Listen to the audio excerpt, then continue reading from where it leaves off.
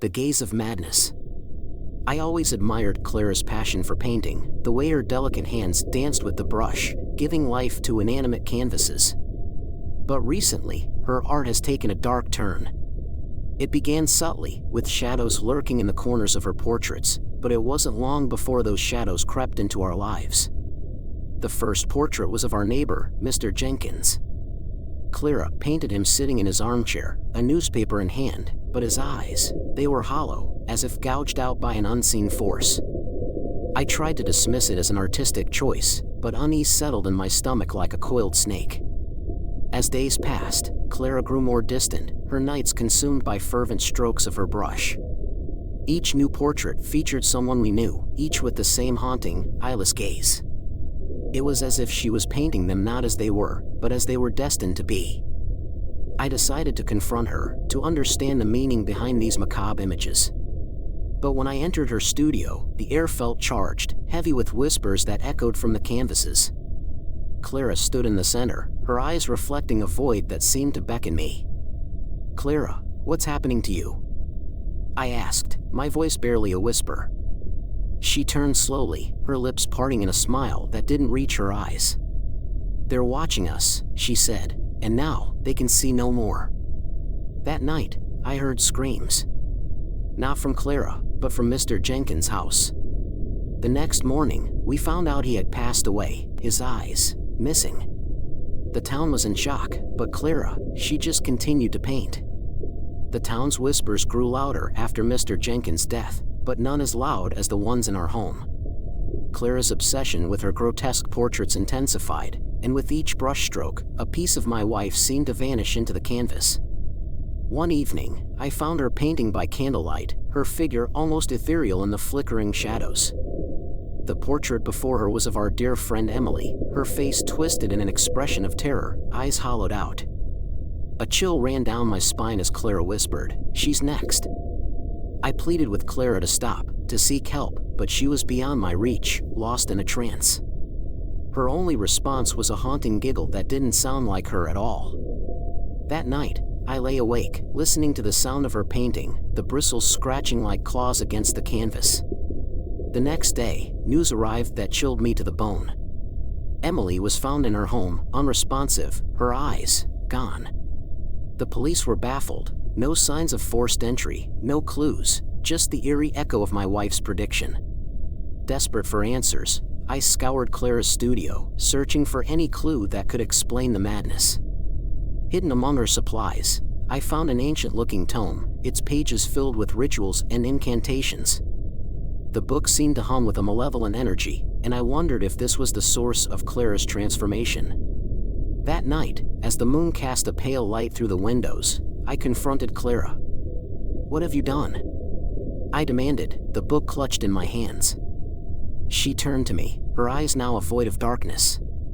"I've opened their eyes to the unseen," she said. "And soon, you will see too." The town of Eldridge was on edge, the air thick with fear and suspicion. Clara's paintings had become a grim prophecy, and I feared I was living in a nightmare from which I could not awaken. The once vibrant colors of her art now seemed to bleed away, leaving only the stark horror of those empty gazes. I watched her, this stranger who wore my wife's face, as she began her next portrait. This time, it was me sitting in our living room, a book in my lap, eyes not there. My heart raced as she added the final touches, her chuckle a discordant melody in the silence. "Why are you doing this?" I asked, my voice trembling. Clara turned, her eyes hollow pits in the dim light. "It's not me," she whispered. "It's the eyes, they see too much. They have to be closed." I couldn't sleep, couldn't eat, the image of my own defaced portrait haunting every moment. I had to end this madness. That night, I took the cursed tome and set it ablaze, hoping to sever the connection that had ensnared my wife. But as the flames consumed the pages, a scream pierced the night. It was Clara. I rushed to her studio, the smell of burnt paper clinging to me. The room was in chaos, her paintings torn, and in the center of it all stood Clara, her eyes wide with terror. "They're here," she screamed. "The ones without sight." I reached for her, but it was too late. Shadows swirled around us, and I felt a coldness like the touch of death. When the darkness cleared, Clara was gone, and in her place, a new portrait. It was her, beautiful and serene, but her eyes, they were just empty sockets. The police found no trace of her, and the town mourned the loss of the gentle artist they once knew. But I knew the truth. I could feel the eyes on me, always watching, waiting. And as I sit here, writing this, I can't help but wonder, when will they come for me? Story 2. Whispers of the Absent. I remember the chill that ran down my spine the night it all began. The clock struck midnight, and the house was silent except for the creaking of the old wooden floors. My husband's voice, usually warm and inviting, had taken on a distant, cold tone over the phone as he informed me he'd be working late again. It was becoming a pattern, one that left a hollow feeling in the pit of my stomach. Days turned into nights, and his absences grew longer. The once comforting presence of his belongings around the house now felt like remnants of a life slipping away.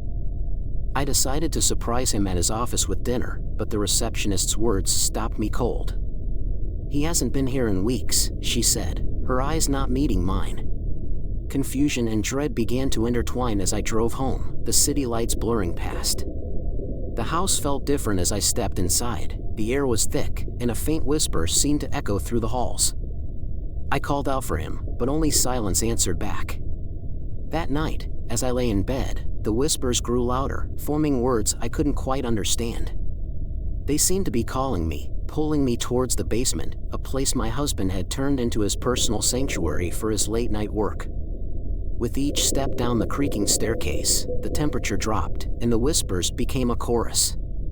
The basement door groaned open, revealing a room bathed in an otherworldly glow.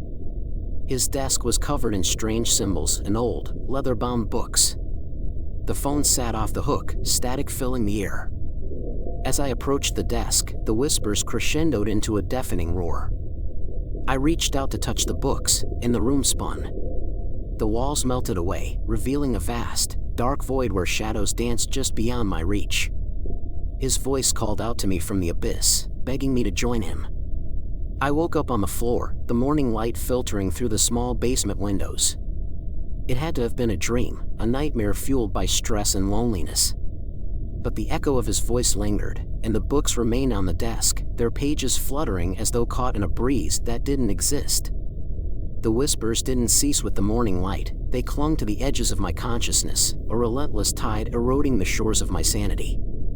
I tried to go about my day, but the house felt like a mausoleum, each room a testament to a life that was slowly unraveling. I found myself drawn to his belongings, searching for any clue that might explain his mysterious absence. In the pocket of his favorite coat, I discovered a crumpled note with an address scrawled in his handwriting. It was for a place I'd never heard of, in a part of town that people avoided after dark. As dusk settled, I stood before the dilapidated building, the address matching the note. The air was heavy with a silence that seemed to scream. I pushed open the door, and the smell of decay and old secrets hit me like a physical force. Inside, the building was a labyrinth of corridors and rooms, each more decrepit than the last. I could hear the whispers again, louder now, guiding me deeper into the bowels of the structure. I stumbled upon a room that sent shivers down my spine, a replica of our basement, complete with the same symbols and books. In the center of the room, a phone identical to ours sat on a desk. It rang, slicing through the silence. I answered, and my husband's voice filled my ear, "Come find me."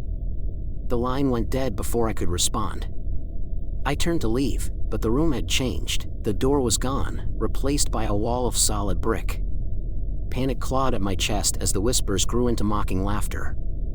Shadows danced at the edge of my vision, and I felt eyes upon me, watching from the darkness. The room began to spin, and I fell to my knees, the laughter echoing in my mind. Then, silence. I looked up to find myself back in our basement, the phone still ringing insistently. I reached for it, my hand trembling, and the world went black. I awoke to the oppressive darkness of the basement, the phone's shrill ring still piercing the silence. My hands fumbled for the receiver, and I brought it to my ear, my voice barely a whisper. "Where are you?" I pleaded into the void.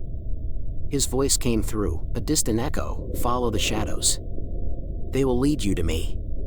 The line went dead once more, but this time, a path of faintly glowing footprints appeared on the dusty floor, leading into the darkness beyond the basement. I followed the spectral trail as it wound through the house, each step resonating with the heartbeat of the unknown. The footprints led me to the attic, a place we seldom ventured. The air was thick with the past, and memories clung to the cobwebs like trapped flies. The attic was transformed into a shrine of our life together, photos and mementos arranged in a macabre display. At the center, a lone candle burned, its flame casting elongated shadows that twisted and writhed on the walls. And there, in the flickering light, I saw him, or what was left of him. His apparition flickered at the edge of reality, his eyes hollow pools of despair. "I'm trapped," he whispered, his voice a chilling breeze. "Trapped in the void, and it's pulling me further away." The shadows around him seemed alive, tendrils reaching out, beckoning me closer. I reached out to him, my hand passing through the cold mist where he stood. Tears streamed down my face as I realized the truth. The man I loved was gone, lost to a realm beyond my reach. But the shadows whispered promises, sweet lies of a reunion if only I would step into their embrace. The candle sputtered out, plunging the attic into darkness. The shadows surged forward, and I felt their icy touch. A scream lodged in my throat as I was pulled towards the abyss, the boundary between our worlds blurring. And then, silence. The end. Subscribe for more. Thank you.